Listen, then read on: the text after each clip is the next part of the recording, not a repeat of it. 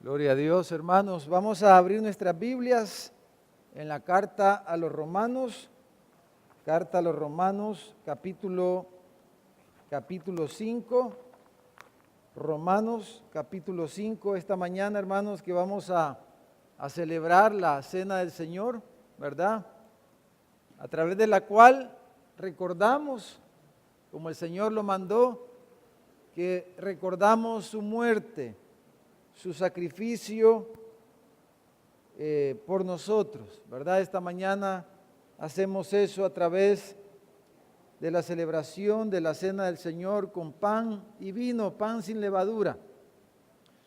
Por eso queremos meditar, hermanos, un poco sobre lo que es el Evangelio, lo que hemos recibido, ¿verdad? Las implicaciones del Evangelio. Y por eso quiero invitarles a leer aquí en el versículo 9 del capítulo 5, que es nuestro versículo, nuestro texto clave, base esta mañana. Dice el apóstol Pablo, pues mucho más, dice, estando ya justificados en su sangre, por Él, dice, por Jesús, quien murió por nosotros, dice, seremos salvos de la ira. El versículo 10 dice, porque si siendo enemigos, porque eso éramos antes, ¿verdad? Dice, fuimos reconciliados con Dios por la muerte de su Hijo, mucho más estando reconciliados seremos salvos por su vida. Y el versículo 1 y 2 de ese capítulo 5 dice, justificados pues por la fe, tenemos paz para con Dios, por medio de nuestro Señor Jesucristo, por quien también tenemos entrada por la fe a esta gracia en la cual estamos firmes y nos gloriamos en la esperanza de la gloria de Dios. Hermanos, cuando pensamos en la ira, ¿verdad? En el enojo, en alguien enojado, pensamos en algo que nos es familiar, ¿no es cierto? La ira es algo familiar para nuestras vidas, para todos nosotros. ¿Quién de nosotros no se ha enojado alguna vez, verdad?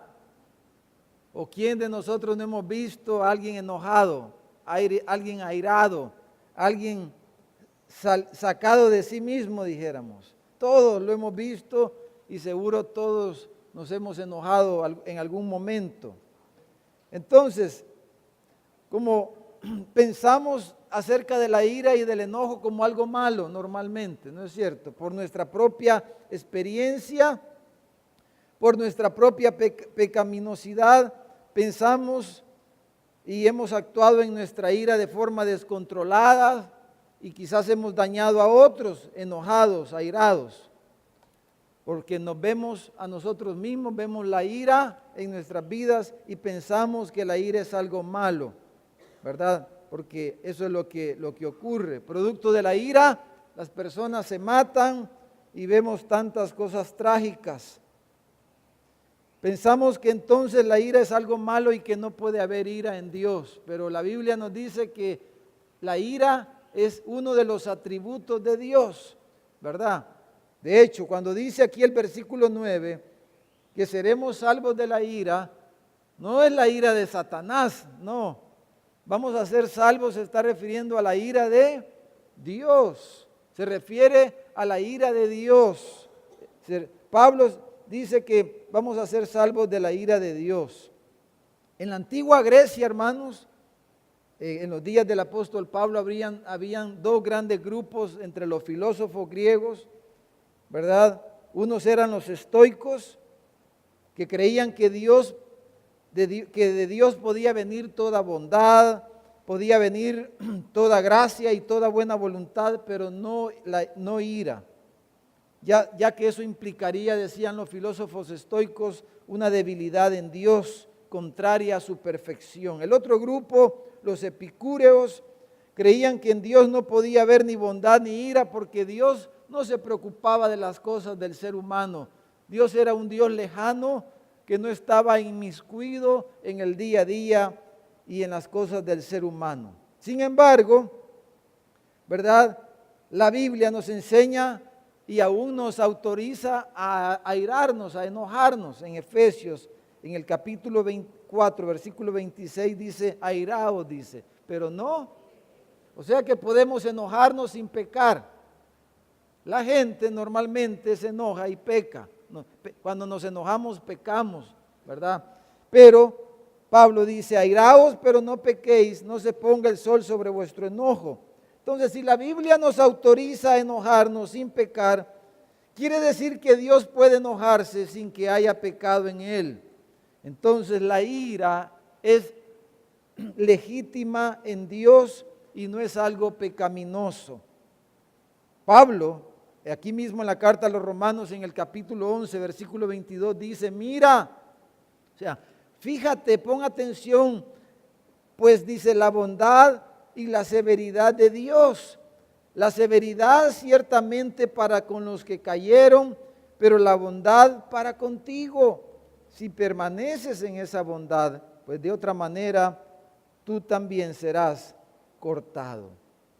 Que miremos, dice, la bondad y la severidad de Dios. La severidad implica un rechazo, una resistencia total, estar totalmente en contra. Cuando Dios está totalmente en contra de algo, a eso se refiere severidad, asociada con el enojo, con la ira de Dios. Y debemos no solamente entonces pensar en la bondad de Dios, debemos apreciar la bondad de Dios, admirar la bondad de Dios y meditar en la bondad de Dios y recibir la voluntad de Dios, la bondad de Dios, pero también debemos meditar y reflexionar y entender lo que es la ira de Dios. Y eso es lo que queremos hacer esta mañana, ¿verdad? ¿Qué es la ira de Dios? ¿De qué se trata? La idea de la ira de Dios, hermanos, nunca ha sido popular. No es un mensaje popular. Hablar de la ira de Dios no es un tema popular, no es un tema bonito, ¿verdad? Para algo que no es algo que nos va a hacer reír cuando hablamos de la ira o alguien enojado. Bueno, a veces sí da risa a la gente enojada. Pero hablar de la ira de Dios no es un tema popular, pero sin embargo, los profetas, los apóstoles, los teólogos, los maestros de antaño, hermanos, no cesaban de hablar de ella.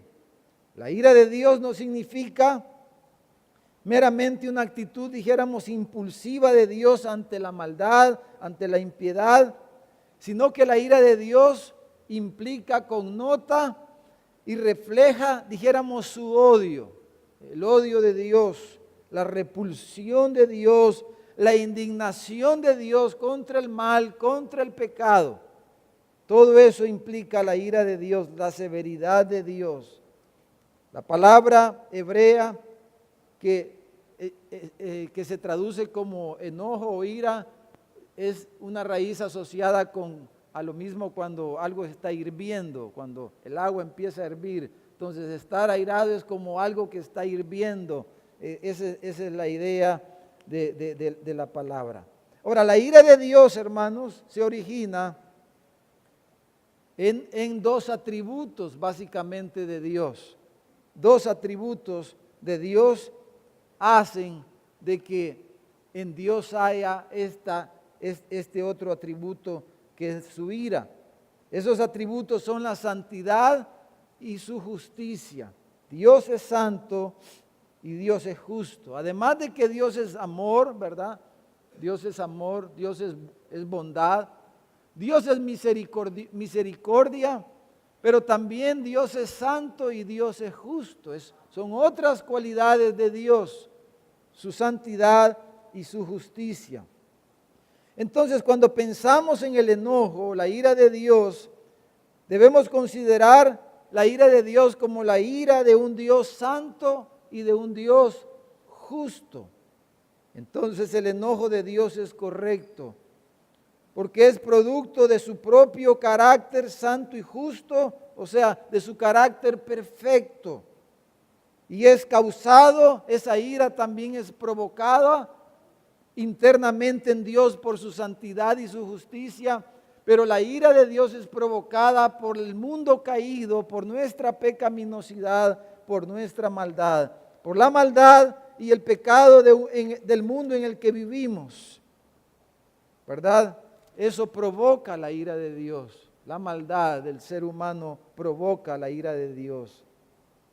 La santidad y la justicia de Dios implican que Dios es perfecto y que entonces no puede tolerar el pecado y la maldad. Dios castiga y debe de castigar el pecado porque le ofende su santidad y ofende su justicia, al grado, dijéramos, más infinito, y por eso merece ser castigado. Aunque Dios es amor, es bondad, es paciencia, como dice las Escrituras, no obstante, por su santidad y su justicia, Él debe de castigar el pecado, y la ejecución de su castigo, le llamamos a eso la ira de Dios. La ejecución de su castigo es la ira de Dios. Dios es santo y por tanto Él odia el pecado. Dios es justo y por tanto Él debe de castigar el pecado. Repito, Dios es santo y por eso Él odia el pecado. Dios es justo y por eso Él debe de castigar el pecado. Amén, hermanos. Dios no puede ignorar el pecado. No puede ignorar el pecado. No lo puede olvidar tampoco por su santidad y por su justicia. El pecado debe de ser juzgado y la ira de Dios debe de castigar ese pecado. Dios no puede olvidar el pecado, no lo puede ignorar y no lo puede olvidar tampoco, por causa de su santidad y de su justicia. No lo puede dejar impune, porque Él dejaría de ser justo si Él se olvidara del pecado. Por ejemplo, hermanos, en los asuntos humanos, ¿verdad?, que corresponde a nosotros, usted y yo correctamente valoramos la justicia, ¿no es cierto? Y la pedimos. Nosotros, como seres humanos, pedimos y reclamamos la ira del sistema judicial, ¿verdad? Eso esperamos. Eso espera cualquier persona de un sistema judicial, porque la ira del sistema judicial o la justicia del sistema judicial nos protege a la persona común, a cualquier persona nos protege. ¿Por qué vivimos en la zozobra en la que vivimos en nuestro país? Una de las razones es la impunidad, es la falta de lo que estamos hablando, es la falta de que los jueces apliquen justicia y eso implica castigar al que hace lo malo. Pero yo sé que usted, y si hiciéramos una encuesta, cualquier persona, la gran mayoría, por no decir casi el 100%, diría, sí, el mal hay que castigarlo y sobre todo si el mal me lo hacen a mí. Si me hace algo alguien, yo quiero que lo castiguen. Eso pide nuestro ser, aún en nuestra imperfección, en nuestros defectos, pero nosotros exigimos y esperamos que el sistema judicial aplique justicia, que aplique su ira, dijéramos, su castigo. Eso nos protege. Anhelamos un sistema judicial eficiente y efectivo, porque eso nos conviene a todos. Entonces, aún en nuestra imperfección, pedimos justicia y reclamamos que los culpables sean castigados. Ahora piensen, hermanos, en Dios, que es absolutamente justo. Dios es absolutamente justo. Si nosotros siendo injustos esperamos estas cosas, ahora imagínense Dios siendo perfecto, santo y siendo justo, ¿cómo no ha de actuar Él? Dijéramos de una manera coherente con quien Él es, que es santo y justo, ¿verdad? Entonces, ¿estaría satisfecho si a un criminal se le dejara sin aplicar castigo? No. El juez justo, el juez perfecto, nunca podrá estar satisfecho hasta que el pecado sea castigado. Dios no estará satisfecho hasta que el pecado sea castigado y la pena sea pagada. la justicia de Dios implica que Dios siempre actúa de acuerdo a lo que es recto y Él mismo es la norma final de esto. Deuteronomio 32:4 dice lo siguiente, ahí está en la pantalla. Él es la roca, dice, cuya obra es perfecta. Él es perfecto, porque todos sus caminos son rectitud. Dios de verdad y sin ninguna iniquidad en Él, porque Él es justo y recto, es santo y justo. Hermanos, si alguna vez nos apartáramos de la ley, hablando humanamente, siempre existe en el mundo, en nuestros sistemas de justicia, alguna manera de apelar, ¿verdad?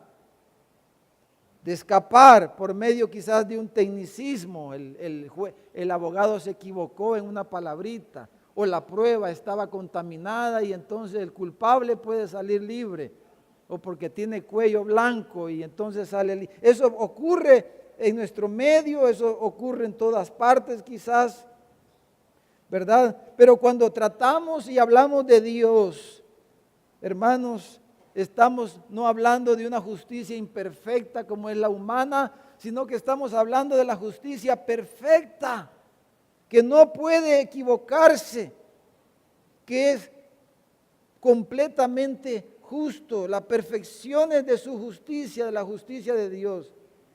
Estamos tratando con Dios para quien no solamente nuestras acciones, sino nuestros pensamientos y nuestras actitudes están abiertas, están descubiertas delante de Dios. ¿Quién puede escapar de tal justicia? Ninguno. ¿Quién podrá escapar de este Dios santo y justo? Ninguno. Del sistema, hermanos, judicial del cielo, nadie puede escapar ni podrá escapar de Él. Por eso la Biblia nos enseña que todos vamos a comparecer ante el gran trono blanco de Dios para ser juzgados por nuestras obras. Y cuando cada persona venga delante de Dios, se abran, dice, se van a abrir los libros de las obras, donde está registrado, donde va a estar registrado todo lo que hicimos mientras estuvimos en este cuerpo, nuestras obras, nuestros pensamientos, nuestras actitudes, todo eso está siendo registrado en el libro de las obras de Dios, que va a ser abierto en ese día del juicio del trono blanco, y entonces nadie podrá escapar. Todos serán encontrados culpables, dice la Biblia, a menos de que esté escrito en el libro de la vida, ¿verdad? Entonces, hermanos, al ser encontrado culpable, el juez que es justo tendrá que aplicar su legítima justicia y tendrá en su santidad y justicia que castigar al pecador, quien merece y es digno del juicio de Dios. Entonces, como dice un comentarista, la flecha envenenada, el misil destructivo y fatal de la ira de Dios caerá sobre el pecador. Y el Señor dirá: apártenlo a mi izquierda. Malditos, dice la Biblia, hacedores de maldad. Suena duro, pero eso es lo que la Biblia nos enseña, ¿verdad, hermano? Eso es lo que la Biblia nos enseña. Por eso afirmamos, hermanos, que toda persona en el mundo es objeto de la ira de Dios. El mundo en su totalidad. Mire lo que dice el Salmo 7, ahí va a aparecer en la pantalla. Salmo 7 es ese, versículo 11. Dice: Dios es juez justo. Y Dios, dice, está airado contra el impío todos los días. Alguien podría tratar de engañarse y pensar que no es tan malo o que no es pecador. Alguien se engaña, las personas se engañan. Las personas creen que no son tan malos, que lo que han hecho no es tan malo lo que han hecho. Que Dios por alguna razón va a ser compasivo y entonces le va a disculpar sus pecados porque hizo alguna obrita ahí buena, le hizo algún favor a alguien, entonces Dios le va a disculpar su maldad, sus pecados. Eso piensan las personas. ¿Por qué piensan eso, hermano? ¿Y por qué estamos hablando de eso? Porque piensan de esa manera porque no conocen a Dios. No conocen al Dios de la Biblia. Tienen una idea de Dios equivocada y no saben de que Dios es un Dios santo y que es un Dios justo, que no puede tolerar, que no puede dejar impune al culpable, porque Él tiene una justicia perfecta. Y como no conocen a este Dios, entonces creen que podrán escapar por algún tecnicismo, por algún detalle, por alguna cosa buena que hicieron, podrán ser disculpados del castigo eterno. Pero no debemos engañarnos de esa forma, ¿verdad? La Biblia afirma que todos hemos pecado. Romanos 3:23 dice, por cuanto todos pecaron y están destituidos de la gloria de Dios. Hermanos, yo estaba haciendo un recuento personal de cuántos de los 10 mandamientos he quebrantado y quiero serle honesto, me salió que todos. Yo que les hablo, he fallado y quebranté los 10 mandamientos, hermano, desde niño.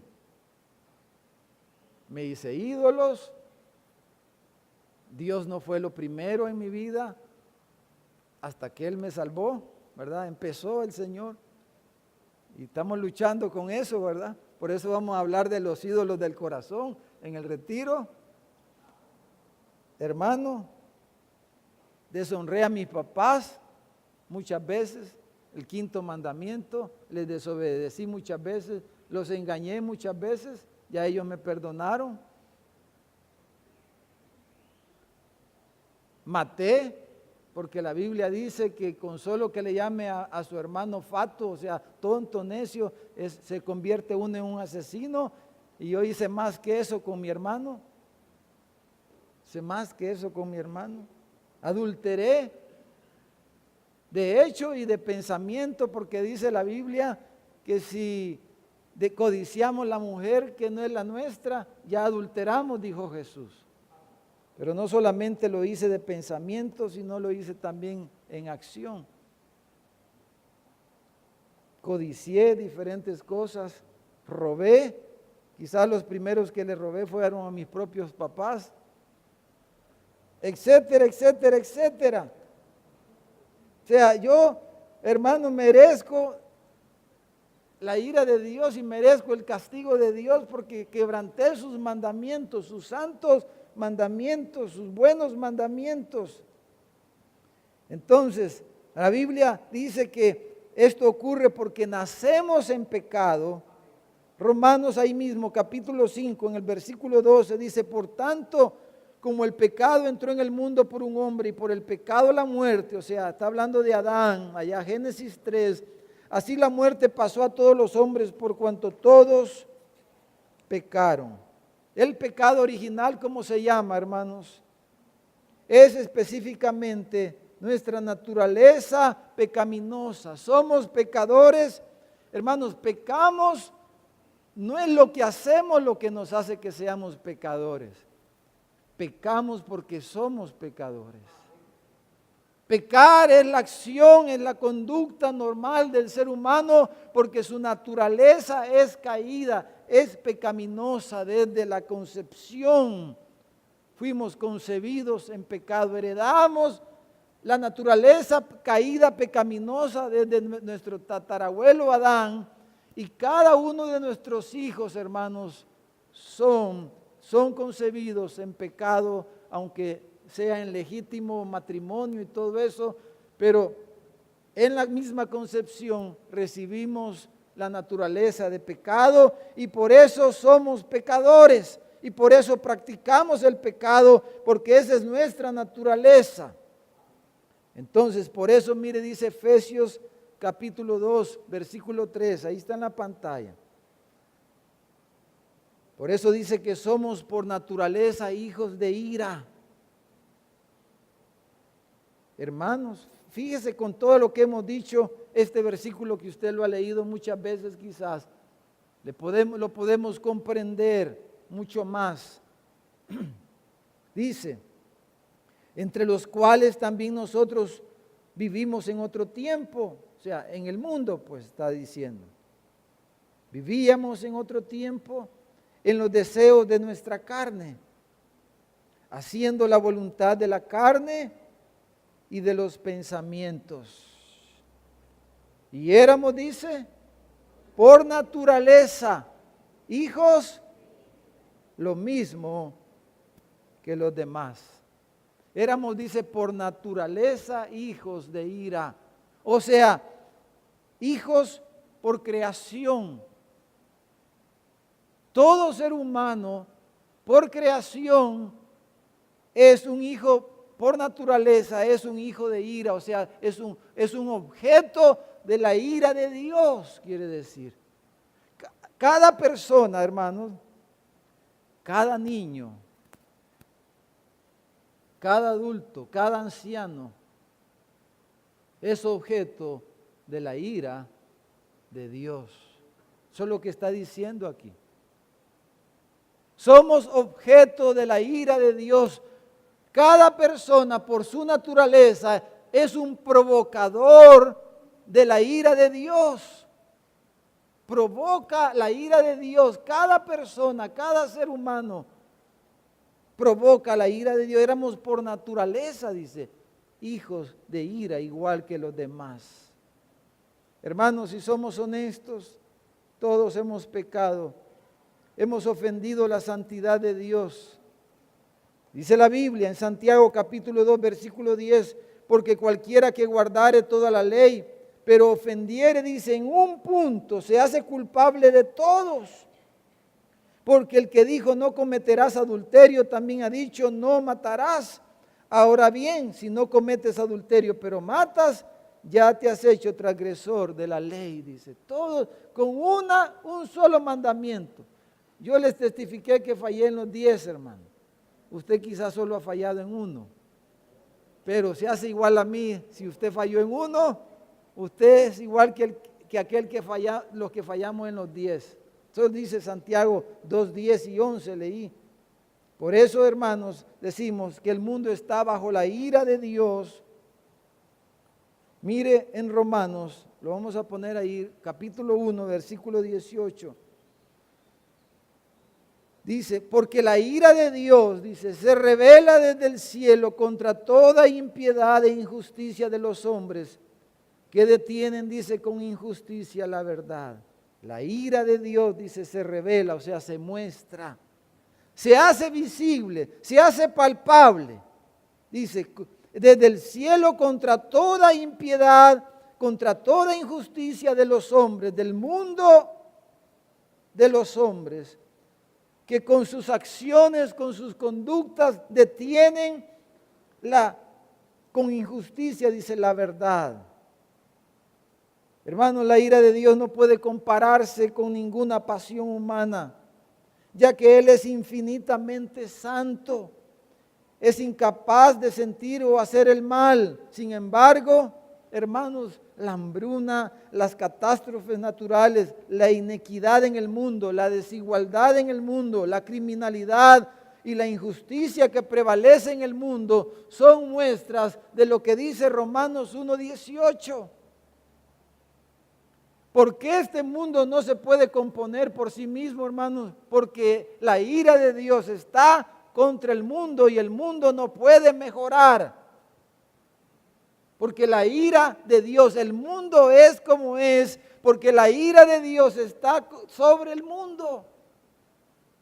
Lo que vemos en el periódico, la injusticia que muchas veces nos indigna, las tragedias y todas estas cosas, producto a veces de la irresponsabilidad de una persona o de diferentes causas que pudieran haber, todo eso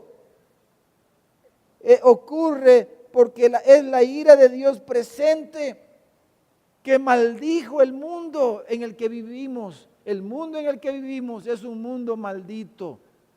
Eso dice Génesis capítulo 3. Hermano, esa es la realidad. Por eso Jesús dijo, en el mundo tendréis aflicción. Muy cristianos podemos ser. Muy correctos podemos ser. Pero el mundo en el que vivimos es un mundo caído. La maldición de Dios está sobre este mundo. La ira de Dios está sobre este mundo. Entonces, es la revelación de la santa y justa ira de Dios, hermanos, que ha abandonado al mundo, a los hombres, a sus propios caminos. Ahora, quiero hacer una aclaración antes de ir a lo último, o un paréntesis. Esto que he dicho, hermanos, no quiere decir que las personas no les puede salir algo bien, ¿verdad? Lo que he dicho hasta aquí no quiere decir que las personas no tienen momentos de alegría, ¿verdad? Inconversos y creyentes y toda persona. No quiere decir que nada sale bien en el mundo. No quiere decir eso lo que estoy diciendo.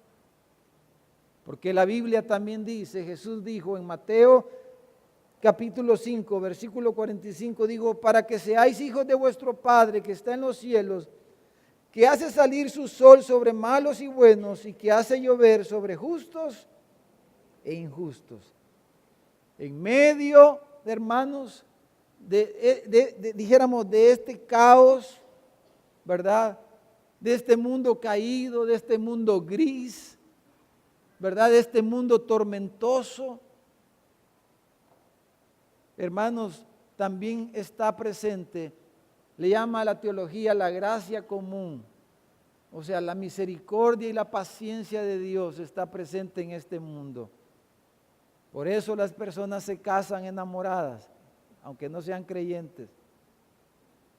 Experimentan felicidad en sus relaciones, tenemos hijos y tenemos éxito en los negocios y pasamos momentos de alegría y todas esas cosas porque es la bondad de Dios. Es la misericordia de Dios, es la paciencia de Dios para con cada persona en el mundo. Amén.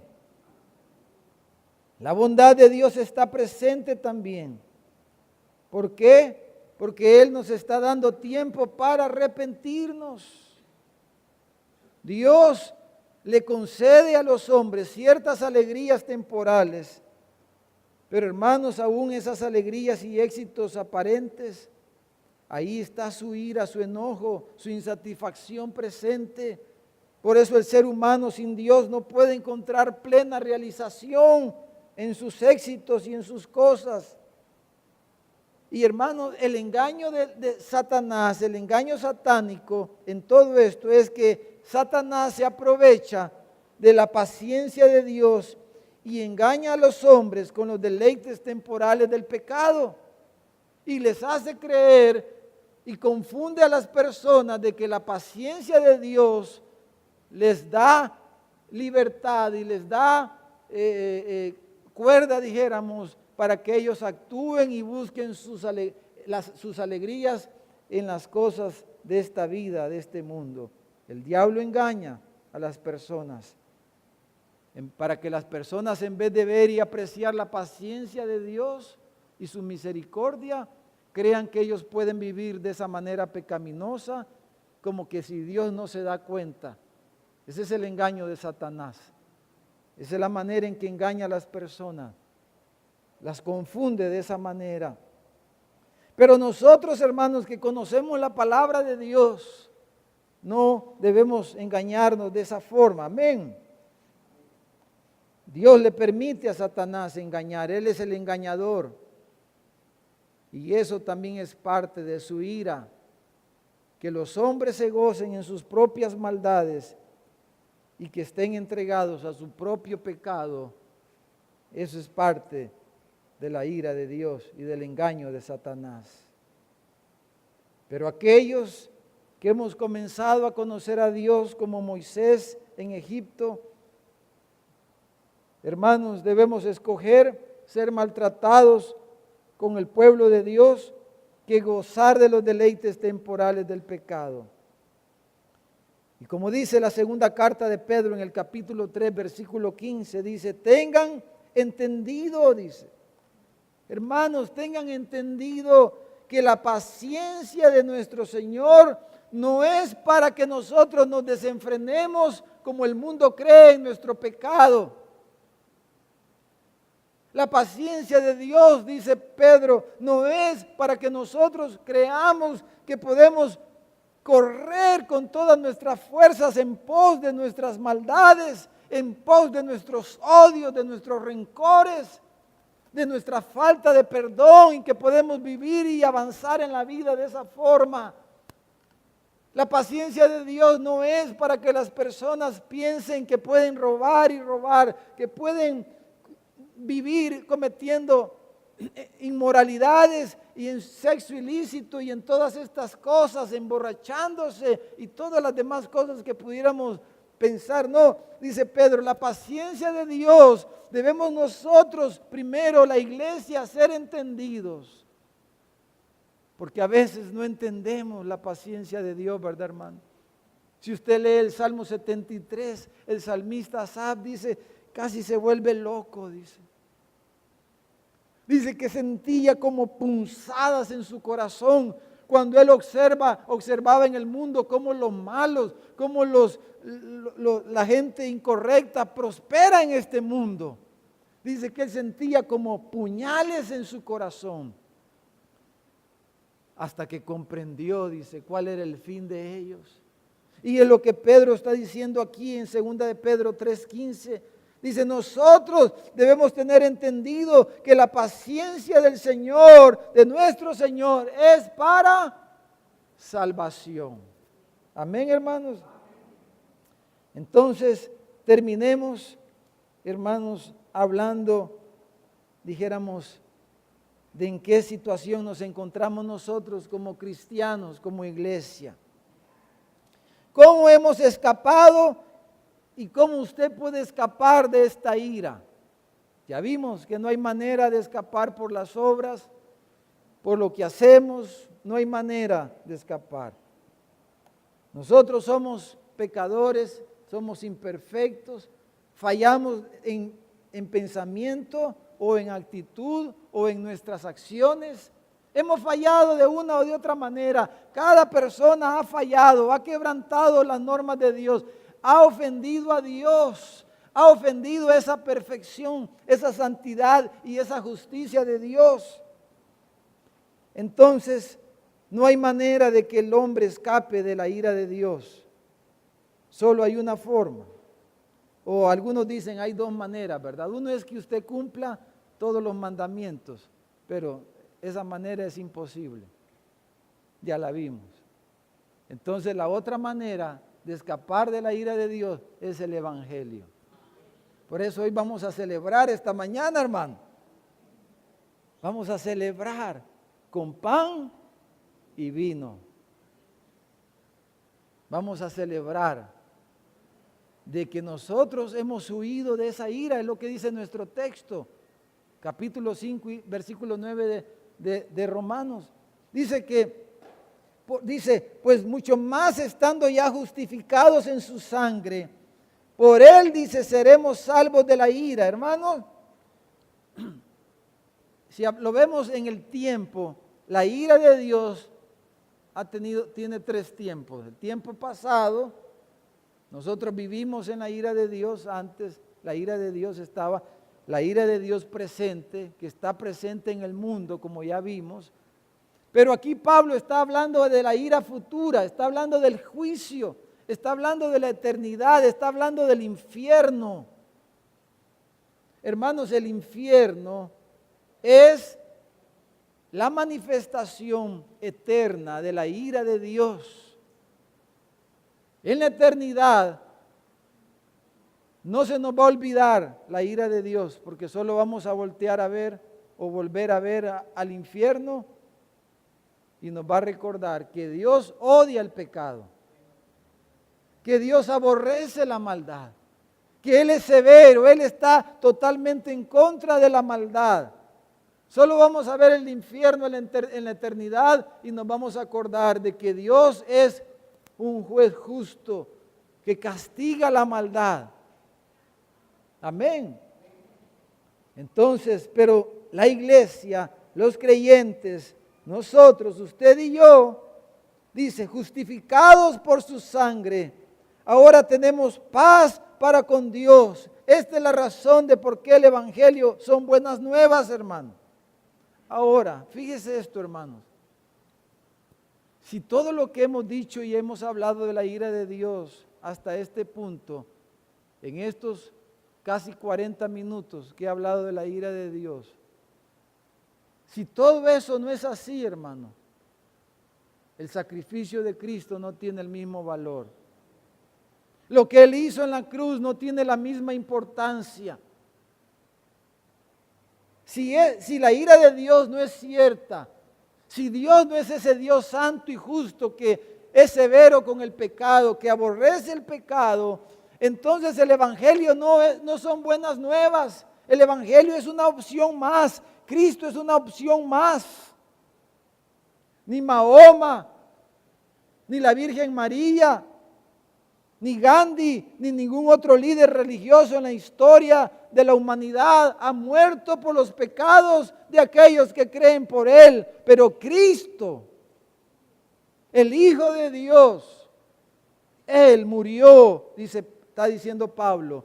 Él derramó su sangre para justificarnos, para que nosotros pudiéramos ser perdonados y pudiéramos escapar de la ira de Dios, que es infinitamente justa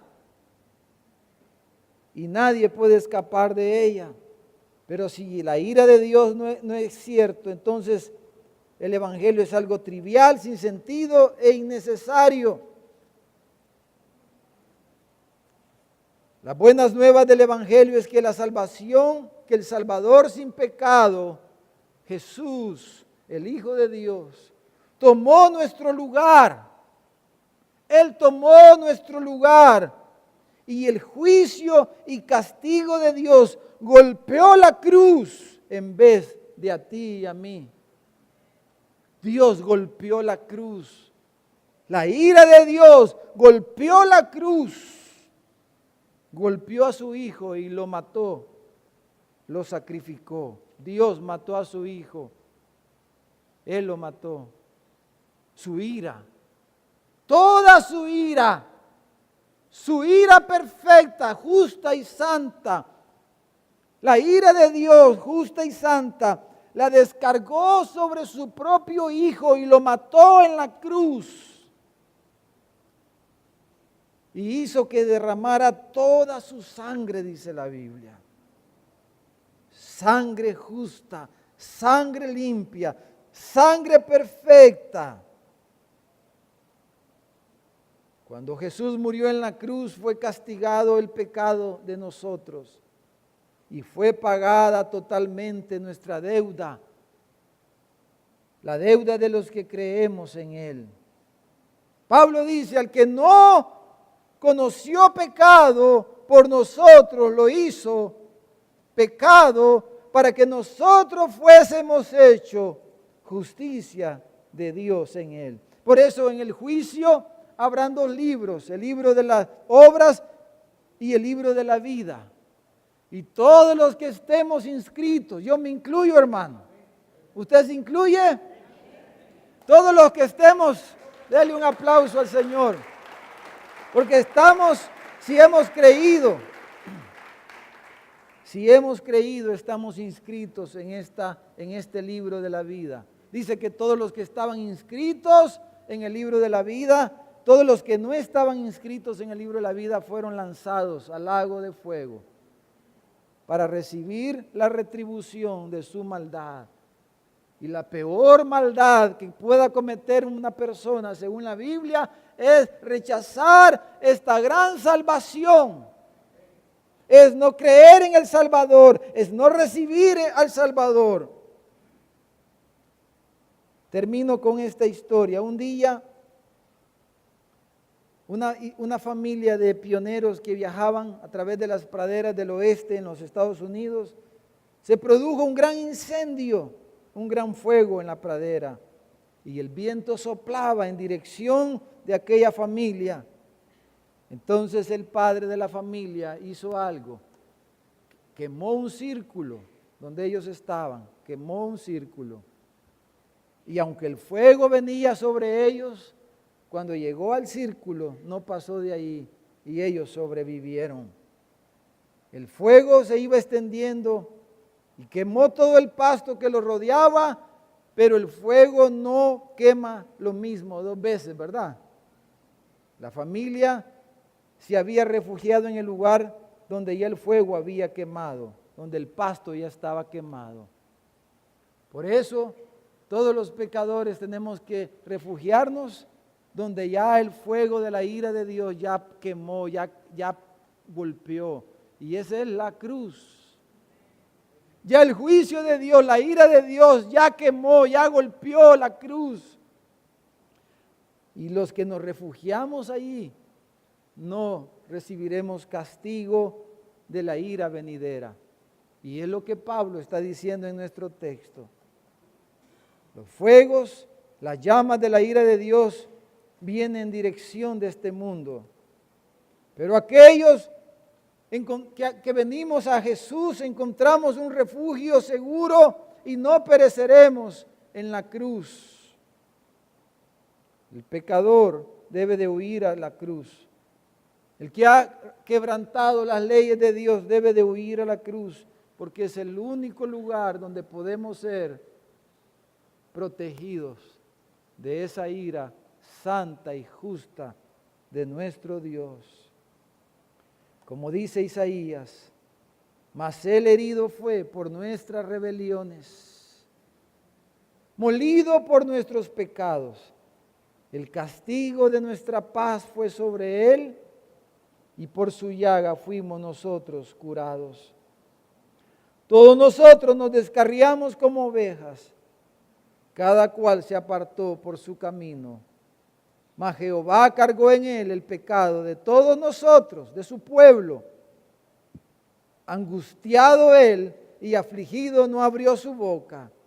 Como cordero fue llevado al matadero, y como oveja delante de sus trasquiladores, enmudeció y no abrió su boca. Vamos a orar. Padre, esta mañana